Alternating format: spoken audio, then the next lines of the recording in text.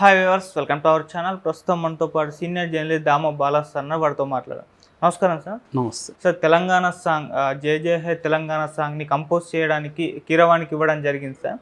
అయితే పక్క రాష్ట్రం వ్యక్తి కళాలే ఇస్తారని చెప్పేసి టీసీఎంఏ వాళ్ళు సీఎం రేవంత్ రెడ్డి గారికి ఒక లేఖ రాయడం జరిగింది సార్. మరి దీన్ని ఏ విధంగా చూడొచ్చు సార్? తెలంగాణ సినీ మ్యూజిషియన్స్ అసోసియేషన్ వీళ్ళు ఒక పెద్ద లెటర్ రాశారు, నేను కూడా చదివాను. ఆ లెటర్లో ఏముందంటే ఈ జయ జయ హే తెలంగాణ అనే ఒక అందశ్రీ రాసిన గీతాన్ని రాష్ట్ర గీతంగా మీరు చేయడం అనేది చాలా గొప్ప విషయం. దాన్ని మేము అభినందిస్తున్నాము. ఎందుకంటే గత 10 ఏళ్లలో కేసీఆర్ ఆ పని చేయలేదు. కేసీఆర్ అని డైరెక్ట్గా రాయలేదు, కానీ గత ప్రభుత్వం ఆ పని చేయలేకపోయింది. మీరు చేస్తున్నారు, గొప్ప విషయం. కాకపోతే మీరు కీరవాణిని దానికి మ్యూజిక్ కంపోజర్గా అండ్ సింగర్గా ఎన్నుకోవడం సరిగ్గా లేదు. ఎందుకంటే మనం ప్రత్యేక తెలంగాణ ఉద్యమమే నియామకాలు, నిధులు, ఈ మన ఉద్యోగాలు మనకే రావాలని, మన అవకాశాలు మనకే రావాలని మనం కొట్లాడాం.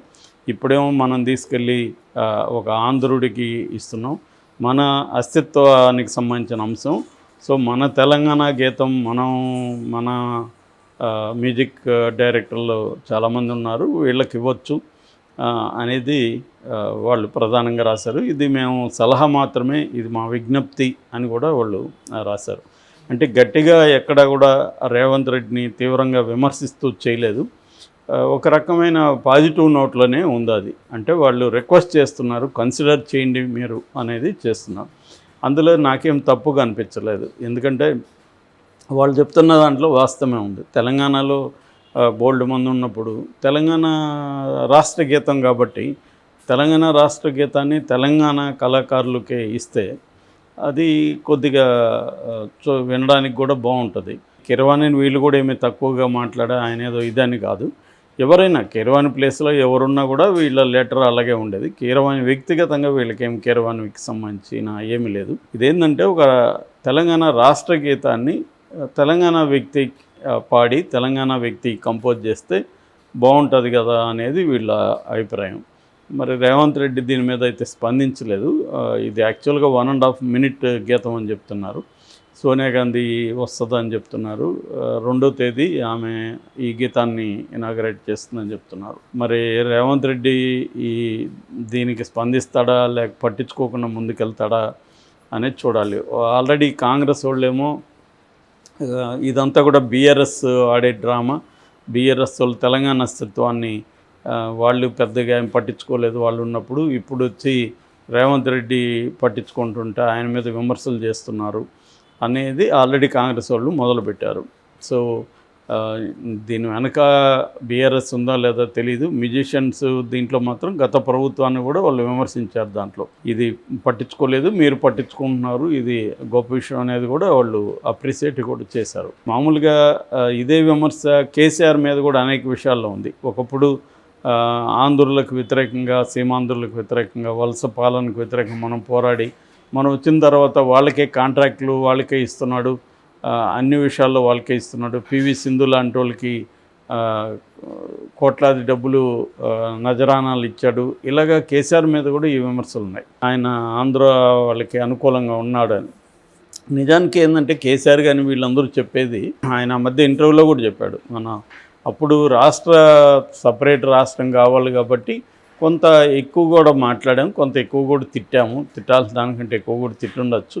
ఒకసారి రాష్ట్రం వచ్చినాక ఇదంతా కూడా భారతదేశంలో భాగం. ఇక్కడ ఉన్నవాళ్ళందరూ కేవలం ఆంధ్ర వాళ్ళే లేరు. ఇక్కడ నిజానికి హైదరాబాద్లో నార్త్ ఈస్ట్ వాళ్ళు ఈ గత 10 ఏళ్లలో విపరీతంగా పెరిగారు. ఎందుకంటే ఇది రాజధానిగా లేనసరికి చాలామంది ఇక్కడ నుంచి ఆంధ్రప్రదేశ్కి వెళ్ళిపోయారు. తర్వాత రాజధాని ఉన్నప్పుడు ఇక్కడికి ఎక్కువ మంది వచ్చేవాళ్ళు ఏదో ఒక పనులతో. సో ఇప్పుడు అవన్నీ కూడా అవసరం లేకుండా వాళ్ళు అక్కడికి వెళ్ళిపోయినారు. అట్లాగే ఎడ్యుకేషన్కి సంబంధించి కూడా గతంలో ఇక్కడికి పెద్ద ఎత్తున వచ్చేవాళ్ళు వీళ్ళందరూ తగ్గిపోయారు. ఇలాగ రకరకాల కారణాలతో ఇక్కడ ఆంధ్ర పాపులేషన్ తగ్గి north India population, north east, Orissa ఇలాంటి వాళ్ళు ఎక్కువ కనిపిస్తున్నారు. నేను గత 22 ఏళ్ళ నుంచి హైదరాబాద్లో ఉంటున్నా. ఈ మధ్యకాలంలో హిందీ బ్యాచ్ బాగా పెరిగారు ఎక్కడ చూసినా.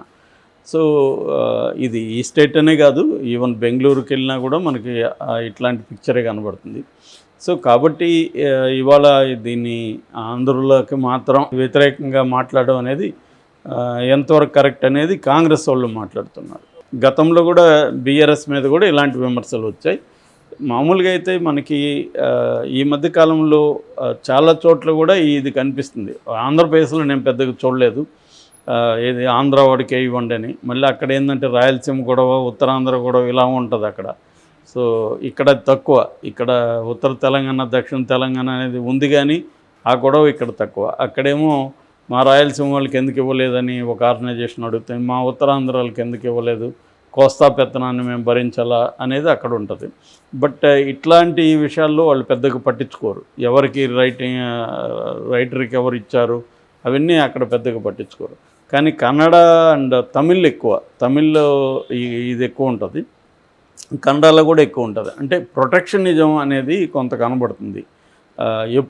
ఎప్పుడు ప్రొటెక్షనిజం అవసరం అవుతుందంటే కాంపిటీషన్లో కొద్దిగా వెనుక ఉన్నప్పుడు మనకు కొంత ప్రత్యేక రాయితీలు ఉండాలి అనేది ప్రతి సమాజం కానీ ప్రతి ప్రాంతం కానీ కోరుకుంటుంది. అట్లాగే తెలంగాణ కల్చరల్గా తెలంగాణ ఈవెన్ ఆర్థికంగా తెలంగాణ ఏమీ వెనకబడలేదు, కానీ కల్చరల్గా మనకి అవకాశాలు రావాల్సిందా కూడా ఆంధ్ర వాళ్ళు కొట్టుకుపోయారన్న అభిప్రాయం చాలామందిలో ఉంది. ఎందుకంటే ఇక్కడ తెలుగు ఇండస్ట్రీ ప్రధానంగా ఆంధ్ర ప్రాంతం నుంచి వచ్చిన వాళ్ళదే డామినేషన్ తెలంగాణ వాళ్ళు. దీనికి మళ్ళీ హిస్టారిక్ రీజన్ ఉండొచ్చు, ఎందుకంటే చెన్నైలో సినిమా రంగం ఉంది కాబట్టి అక్కడి నుంచే బిగినింగ్లంతా కూడా రాయలసీమ నుంచి ఎక్కువ డైరెక్టర్లు వీళ్ళు వెళ్ళారు, అట్లాగే కోస్టల్ నుంచి వెళ్ళారు. ఇలాగా చెన్నైకి అది దగ్గరగా ఉన్నింది. రెండోది బ్రిటిష్ రూల్ ఉన్నింది అక్కడ. అందువల్ల ముందు నుంచి కూడా వాళ్ళ చెన్నైతో అనుబంధం ఉంది. బ్రిటిష్ రూల్ ఉండడం వల్ల కూడా ఎడ్యుకేషన్ వేరే రకంగా ఉన్నింది ఆడ. సో వాళ్ళు చదువుకొని చెన్నైలో ఈ రెడ్లు అందరూ ఏమో చెన్నైలో కాంట్రాక్ట్లు అవి చేసేవాళ్ళు, వాళ్ళ పిల్లల్ని అక్కడ చదివించేవాళ్ళు. ఖమ్మం సెక్షన్ అంతా కూడా అగ్రికల్చరల్లో ప్రధానంగా వాళ్ళు ముందుగా ఉండడం, తర్వాత అగ్రి బేస్డ్ అంటే అగ్రో బేస్డ్ ఇండస్ట్రీస్లో కూడా ఖమ్మం సెక్షన్ ఉండడం, దానివల్ల వాళ్ళకి ఆంటర్‌ప్రెన్యూర్‌షిప్ ఉండింది, బిజినెస్ మైండ్ ఎక్కువ ఉండడం. దాంతో వాళ్ళు అర్బన్ సెంటర్లో ట్రేడింగ్లో కూడా వాళ్ళే బిగినింగ్లో ఉన్నారు కాబట్టి వాళ్ళు వాళ్ళ పిల్లల్ని ఈ సిటీస్లో చదివించుకోవడం అనేది అప్పట్లో కనబడుతుంది మనకి. సో అలాగా ఈ హిస్టారిక్ రీజన్స్ ఉన్నా కూడా ఎవరి కల్చర్ని వాళ్ళు ఇది చేయడం అనేది అవసరం. కాకపోతే ఏంటంటే ఒక్కొక్కసారి ఇది విచిత్రంగా ఉంటుంది. ఆ మధ్య నేను ఒక ఫంక్షన్కి వెళ్ళా ఇక్కడే హైదరాబాద్లో ఒక ఇంట్లో. చూస్తే బ్రహ్మాండంగా డ్యాన్స్ ట్రూపులు అవన్నీ ఉన్నాయి. నేనేమనుకున్నాను, తెలంగాణ కల్చర్ బ్రహ్మాండంగా వీళ్ళు మెయింటైన్ చేస్తున్నారు అని అనుకొని ఎందుకనో మరి అడిగా, సార్ వీళ్ళని ఎక్కడి నుంచి వచ్చారు వీళ్ళందరూ అంటే, విజయవాడ గుంటూరు నుంచి వచ్చారు సార్ అన్నారు. నేను షాక్ అయినా. అంటే ఇక్కడ లేరా అంటే, ఇక్కడ ఒకడు ఉన్నారు, కాకపోతే జరుగుతుండడం వల్ల అందరూ దొరకట్లేదు. మరి విజయవాడ గుంటూరులో ఇలాంటివి ఉన్నాయంటే వాళ్ళు ఉన్నాయండి, ఎక్కడ చూసినా ఉన్నాయి అని చెప్తున్నారు. మేము ఫుడ్ తినింది కూడా గుంటూరు ఫుడ్. కాబట్టి ఇక్కడ ఏంటంటే ఇదంతా కూడా కొంతమంది గొడవ, కానీ మామూలు ప్రజల్లోకి గుంటూరు విజయవాడ అదేం లేదు. ఎక్కడ కుదిరితే అది చేసుకుంటున్నారు. ఇవాళ తెలంగాణ ఫుడ్ అని వాళ్ళేమీ దీన్ని దూరం పెట్టట్లేదు. వీళ్ళు ఇక్కడ కూడా మనం చూస్తున్నాం, రాయలసీమ రుచులు ఉంది, కోస్తా స్పైసీ కోస్తాను, ఇంకోటి గోంగూర రుచులు, ఇలా రకరకాల ఫుడ్ కావచ్చు, మిగతా విషయాల్లో ఉన్నాయి కదా. సో కాబట్టి ఏంటంటే ఇది కొన్ని విషయాల్లో మాత్రమే ఇక్కడ కూడా ఇటువంటిది కనిపిస్తుంది. సాహిత్యంలో కావచ్చు, ఇట్లా స్టేట్కి సంబంధించింది. ఇదేంటంటే రాష్ట్ర గీతం కాబట్టి ఇది ఉందని నేను అనుకుంటున్నాను. అదర్వైజ్ ఇక్కడ కూడా పెద్ద అబ్జెక్షన్ ఉండే అవకాశం లేదు. సో ఇది మొత్తం ప్రజలైతే దీన్ని ఏమి పెద్దగా పట్టించుకుంటున్నట్టు నాకు కనబడలేదు. వచ్చి కూడా 2 రోజులు అయింది, కానీ దీని మీద పెద్ద రెస్పాన్స్ అయితే లేదు. బీఆర్ఎస్ కూడా దీని మీద పెద్దగా ఏమీ చేస్తున్నట్లేదు. సో ఆ రకంగా తీసుకున్నప్పుడు నేను అనుకోవడం, రేవంత్ రెడ్డి కూడా దీన్ని ఇప్పటికిప్పుడు మార్చి దీన్ని చేస్తాడని కూడా అనుకోవట్లేదు. కీరవాణితోనే అడ్వాన్స్ అయిపోయే అవకాశాలు కనిపిస్తున్నాయి. రెండోది, కీరవాణి వాళ్ళ నేటివ్ కొవ్వూరు వెస్ట్ గోదావరి అయినా వాళ్ళ ఫ్యామిలీ ఎక్కువ పెరిగింది కర్ణాటకలోనే పెరిగారు. ఆయన ఏమి ఆంధ్రాతో ఐడెంటిఫై అవుతాడని కూడా నేను అనుకోలే. ఆయన ఎప్పటి నుంచో హైదరాబాద్ నివాసే. కాబట్టి ఇది పెద్ద ఇష్యూ కాకపోవచ్చు అని నేను అనుకుంటున్నాను.